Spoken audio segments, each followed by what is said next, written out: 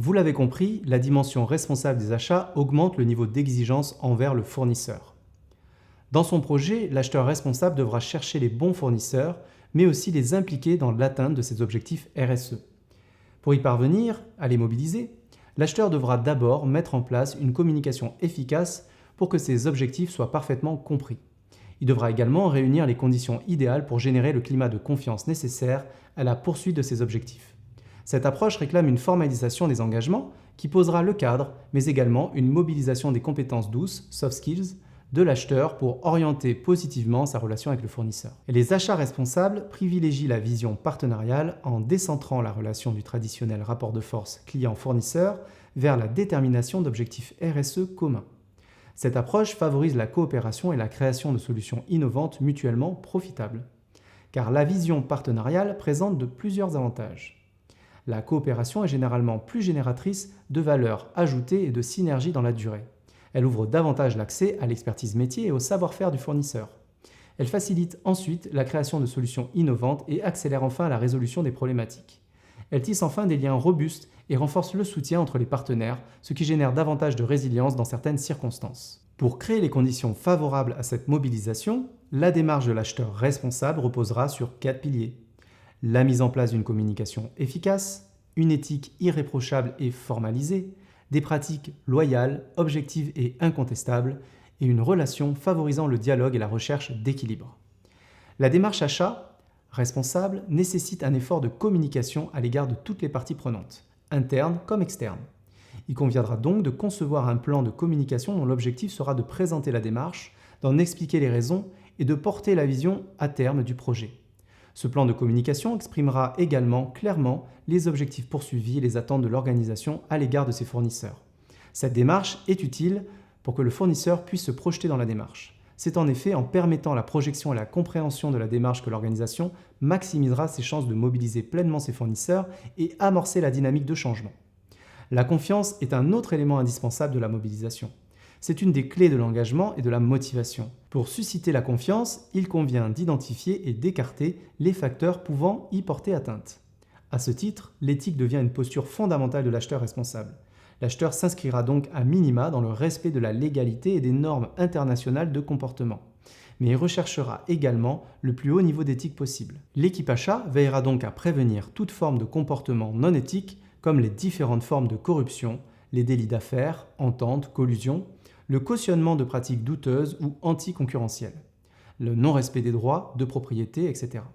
Le service achat démontrera son engagement éthique en formalisant son socle de valeurs à travers différents supports, la politique achat responsable, qui visera à clarifier les objectifs poursuivis par l'organisation et à présenter les partis pris et les critères retenus dans l'orientation de ces achats.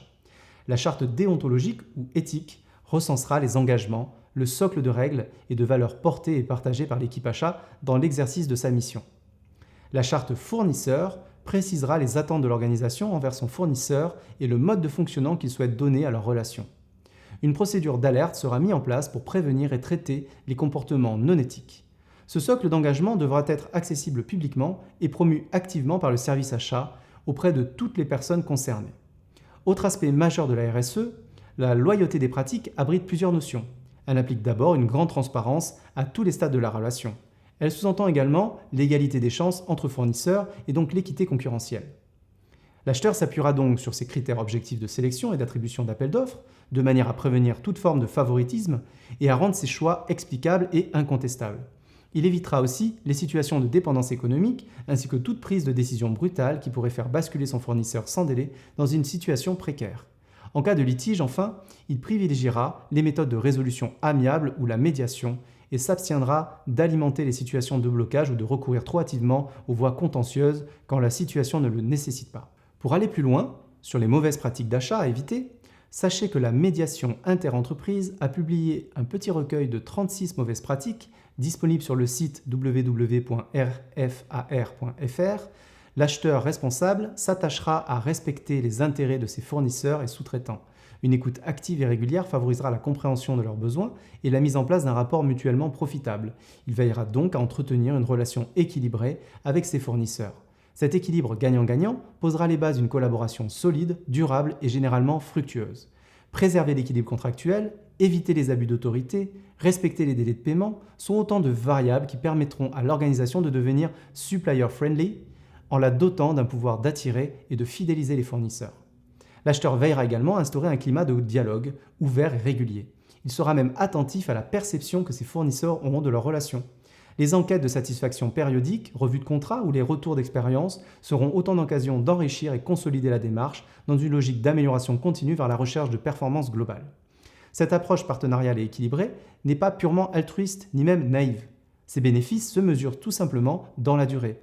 Elle optimise tout d'abord votre capacité d'influence sur vos fournisseurs. En étant réciproque et partagée, vos exigences d'engagement deviendront légitimes. Ensuite, la prise en compte des intérêts des fournisseurs et le partage équitable de la valeur optimiseront vos chances de travailler avec des partenaires en bonne santé, fidèles, performants, et ayant les moyens et l'envie de construire avec vous les solutions dont vous avez besoin, tout en contribuant ensemble au développement durable. Enfin, le potentiel de création de valeur sera stimulé. La RSE est une démarche transformante qui revisite la vision même des métiers. Elle mobilisera de nombreuses compétences de la sphère des soft skills de l'acheteur.